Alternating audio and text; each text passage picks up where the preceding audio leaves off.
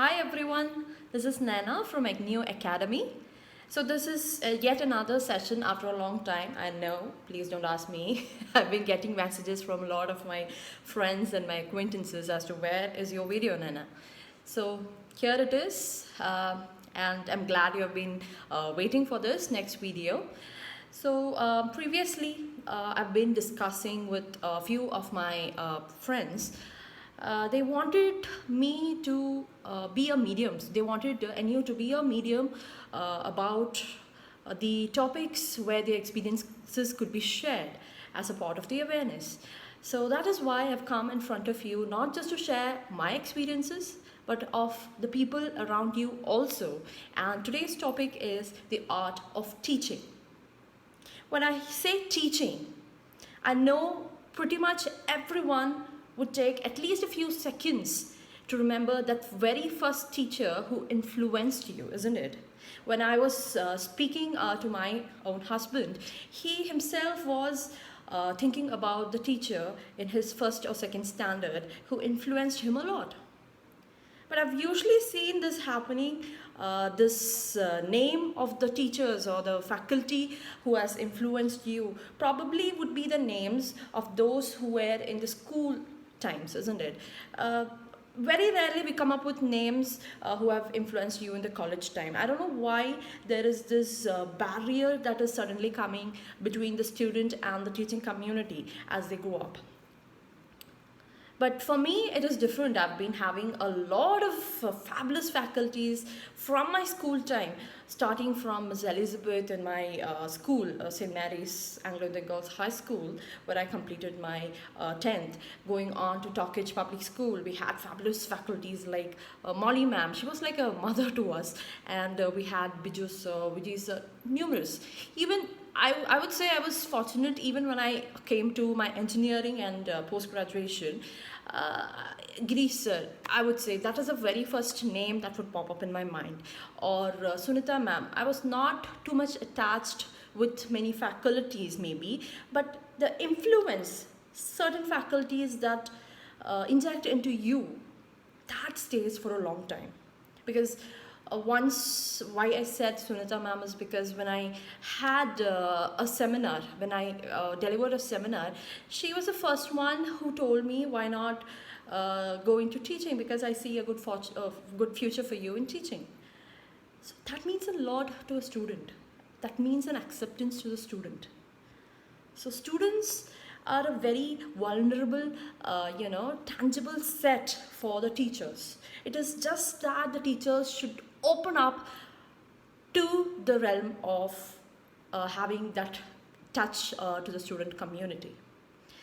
Now, if I ask you what is teaching or what is the duty of a teacher, is it just that the teacher just goes home or prepares the material for the curriculum, as per the curriculum, and just deliver the lecture and go? Is that what teaching is all about? If you are a teacher and if you are doing just that, it's time that you should ask your question. Ask yourself your question: are you doing it right or wrong? Because teaching, as of I say, is an art. It is not just doing something for the sake of something. No, there is something more. Because when I asked you who's your favorite teacher at the start of this video, the names that popped up in your mind, those teachers were not just doing this, isn't it? They were doing something more that touched your hearts.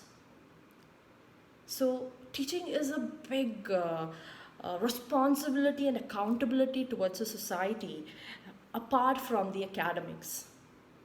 You are building up the future. You are building up the character of a student. Because if you think in depth about this, just imagine how many students are going through your hands. How many of them will remember you after 10, 20, 30 years of you teaching them? There lies the importance of a good teacher. So I would always say, just like the famous quote, there are no bad students, but there are bad teachers. If not bad teachers, I'm not saying bad, but at least as a teacher you failed if you feel that a particular student is bad. So what are the qualities that is required for a good teacher? That is what we'll be discussing throughout this video. The first and the most important aspect is strong communication and ability to listen well to the students. When I say strong communication, it does not mean you show your violence by, you're not shouting at the students to show your power. That is not communication. Please. Especially with the current generation, I would say the best way is to attack them emotionally.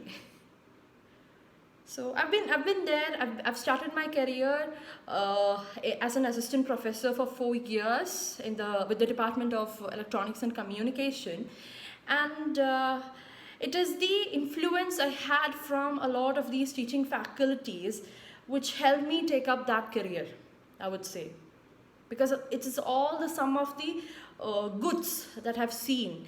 And obviously, I wouldn't say it was 100% good things. There were a little of the bad experiences also, but 99% I've gone through the good experiences with respect to the teachers, because teachers are also basically humans. They have things going on at their end too. They are also managing their work life, isn't it? So the first thing, communication and ability to listen well. Now this reminds me of something which I think I should share with you. Let's just call the character as Shobha, okay, for your sake. So Shobha was a student who was doing her graduation, and apparently she was a little weak in maths during the time, which was one of the core subjects for her academics. And one of the incident happened with Shobha that she had a lot of respect and love for a particular teacher. Okay, so she had this thing in her heart, and she was very fond of that particular teacher, although she was not expressive. Okay. Now Shobha Shobha and the other students, so entire class was asked to maintain the notes of that particular lecture classes and complete the problems given by the particular teacher, and just use it as an assignment, so that the teacher could use that particular notes as an assignment marking criteria. So their notebook was their assignment at the end of the semester. So what she used to do was she used to leave a lot of pages in between the problems, okay? Because her idea was if there are any similar problems, she could work it out in the notebook. At the end, the notebook is something where you go and refer back, isn't it? So the time came, she had completed everything, every questions which was given, which was discussed in the classroom, and she submitted the notebook. And one day she was being called to the classroom, teacher's staff room. Okay. So to her surprise, the teacher, which she was very fond of, was talking a little agitated in front of all the other staffs. And the reason was, she said the notebook or the assignment which was supposed to be kept was blank. A lot of pages were blank. That means you have not completed. How could you submit a notebook without completing it? The point was, she was stoned.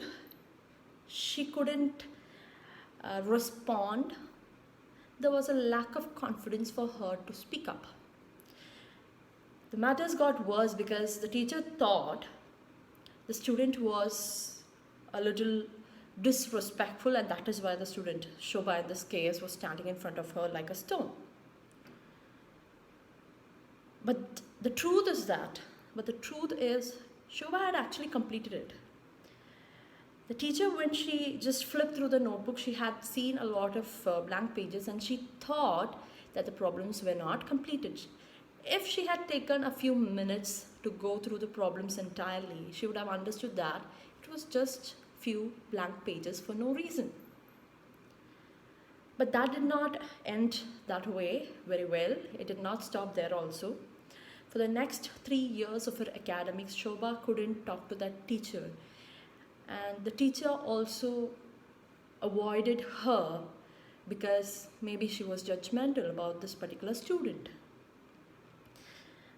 Now, if you see if the communication or if the teacher had not approached the student in front of all the other staffs, maybe in a personal way, maybe if she would have been approached, maybe things would have been better. All I know is till date, Shobha could not, clarify what had actually happened with that teacher, because every other moments of the next 3 years of her academics, she felt avoided. She felt she was framed with a bad image in the mind of the teacher she had a lot of respect for, which actually broke her into pieces. Now, if I ask you the question, the problem, why did she stone? Why did she did not have the confidence to speak up the truth that this is not this, this is this? Why? Because if you take back the history of the academics of Shobha, it is not the problem here. The problem was created a lot, it's prehistoric, I would say. I said she was having trouble with maths. She had trouble with clearing the maths papers, which she cleared, obviously. She had a score of 60% for maths in her 12th, or the PUC that you say. Even back if you go, her score was 99% for maths in her 10th. So you see the gap. Where should be the problem? The problem has occurred when she moved from 10th to the 12th. So something happened here in the 12th standard, or something happened here, which led her to be acting like that when she came up in the graduation, isn't it? So when you inquire more about it, I got to understand that there was this particular teacher. Maths was her favorite subject, you know that? Maths was a favorite subject of that particular student, Shobha. And Shobha had a teacher who used to use a lot of bad humor in 12th, and she was pulled a lot, and she apparently developed this bad impression about the subject, because every time she opened the book of maths in 12th, she just remembered how she was treated in her classroom by the teacher. So apparently she started drifting away from the subject. So that is why that what was inflicted in the 12th was carried till date by the student. So you see, this is the influence that you are making as a teacher on a student. So I would also like to share the instance of an influence I saw with my own kid, because usually she is a little naughty kid and I love her a lot. One day she's coming from the school. She was just in UKG, just remember, she's just in UKG. She came from her school, and she just stopped my mom and said, no, I am going to remove my clothes, I'm going to put things on my own. Because, after coming from school, you have to take bath, because that is more hygienic.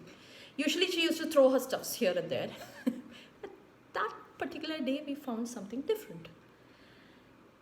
Now, why is because when we asked in detail, she said, my teacher, so I think it was Tara, ma'am, one of her lovely teachers in her pre-KG, she said, my ma'am said that this is what good kids will do. See, we have been blabbering the same things to her, but look at that one sentence from a teacher made a difference in just a UKG kid. So that is what the influence the teacher can make, the influence a teacher can make in the minds of the students. And it's I would say it is regardless of the age group. Because I've had experiences with the grown-ups also, the students who are at a college level also. So that is very important. Communication, ability to listen well. Are you influencing the student community? Don't be judgmental. Please don't be judgmental. Because things are there going around at their end also which you don't understand. Next thing is adaptability. As a teacher, are you able to adapt to the needs of the students? Because every student, they will not have the same level of grasping power, isn't it? So I would like to quote an example which myself I've used when I was teaching a subject called analog integrated circuits. So we had something like, it's a little technical, I would say. We had something like this, okay? We had a lot of circuits, okay? So just imagine this is two lines coming from some electronic components. So suppose that is the voltage V3, that is equivalent to, if you have a break here, that is equivalent to V1 plus V2. So when the big circuits come, it was difficult for the students to understand because it's more of an analytical subject, a lot of maths involved, engineering mathematics involved. So what happened was, students were like, every time the circuits come, this problem is there. They are not able to make out the V1 and V2 and understand that the sum of it is V3 because the circuits were so complex. I don't know from where I got the idea, but I just remembered about KitKat, the advertisement about KitKat. Now, KitKat is like, you do like this, it's the whole of KitKat, you do like this and break it, isn't it? So I said it is KitKat theory, my dear boys and girls. They were like, KitKat theory? I said, yeah, this is total of KitKat. You break it, V1 plus V2 is V3. So every next time this came up, I was astonished they would say KitKat theory. So this is the way. You have to find out some creative ways to, make them understand the small stuffs maybe. Because the small things, if they don't understand, they are not going to understand the big theoretical stuffs. So be creative as a teacher. There is nothing wrong in, obviously I would say don't write it in the paper as KitKat theory. That is another part. Because it is a way of making them understand. So that is very important, creativity and adaptability as per your student, the student batch that you have in hand. Every batch, it keeps on changing, okay, because it keeps on changing. The nature of the students are different, every batch that you handle. And the next thing is being engaged with the students. How do you get engaged? Being engaged is if you know if there are birthdays in your class, ask them, sing a song, wish them. Or it's not just that you stay in the podium or in the platform dedicated for the faculties and you don't deviate from there at all. No. Come down, go in between the rows or the benches. The proximity will help to cut the barrier between the students and the teachers to a great extent. And use humors, okay, because especially post-lunch sessions are very, very, very dry, okay, and yeah, you need to understand the students also sometimes, because I've had a student whom I miss a lot because he's not anymore with us. So one of my favorite students, he was different. He once told me, ma'am, I called him because he was sitting at the last bench and he was like very much deviated, sleepy, almost sleeping, I would say. I asked him what. He said, ma'am, today I'm not feeling good. Please leave me. But I'll make sure I'll cover up the session which you taught next day. So these things can happen. It's not that you have a list of rules, and obviously you have a list of rules, but they are also humans. You have to understand that. This happened when I was teaching for the engineering level students. So these things happen. So unless you create that bridge with them, they will not respond back the way you want. It's not about you just want them. It's not about just result. Obviously, results are important. It's not that. It's just important for you. You make them feel the importance for them. Okay. Next thing is, I would say, would be empathy. Because I've seen few staffs who used to, mark certain students as no way that we can do anything for that particular boy or girl. So I've had an incident when I started my career in a new college, and this particular student, I've been hearing that name for some time, even before I was, starting the classes for that particular semester. So I just went, and I've been noticing that this particular boy has been, coming late. Usually my classes will be the first period for that particular subject, and he comes late, drenched in water. I used to ask, did you fall in a pond or something, or well or something? The way he comes so... And he never used to listen to me. I never used to, ask too much of questions and make him have discomfort. But it created a difficulty in me that I personally feel if I could not handle, I'll become a failure as a teacher, isn't it? So I started talking to him slowly. Everything I'll try to understand, because I understood it's a matter of acceptance. The problem he had was acceptance.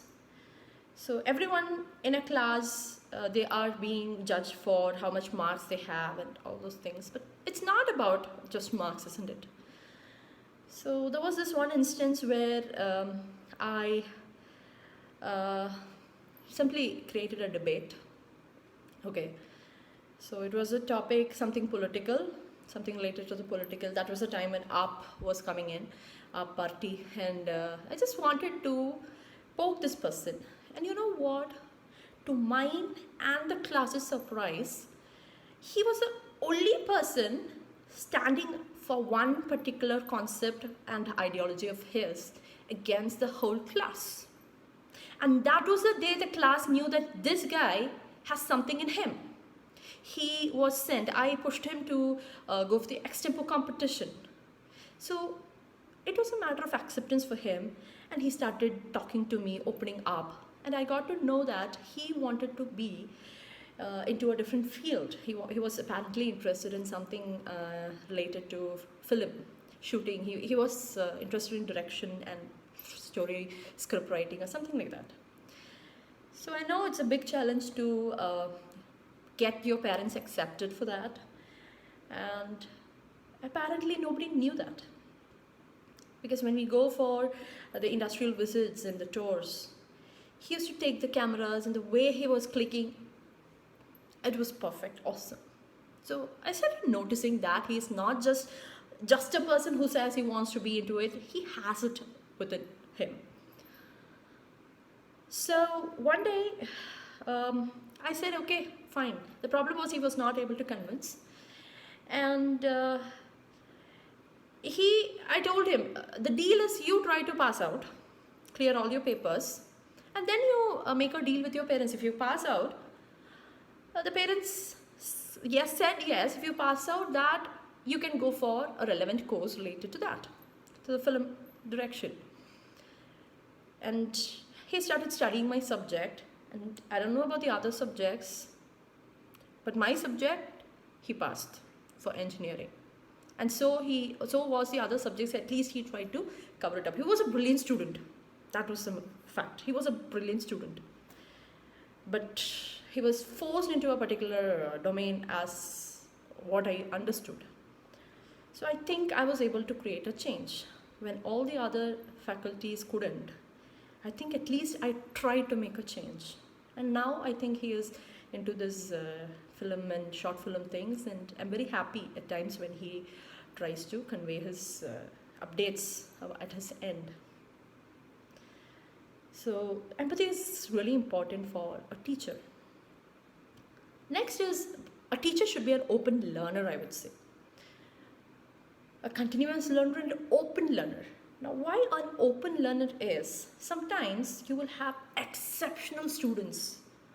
Certain topics which the teachers find difficult to understand to a certain clarity, certain students are able to absorb it and make you understand. I've had let's just call him Alfie. So he was an exceptional student, technically speaking. And there was this seminar topic which I had given to him from the curriculum.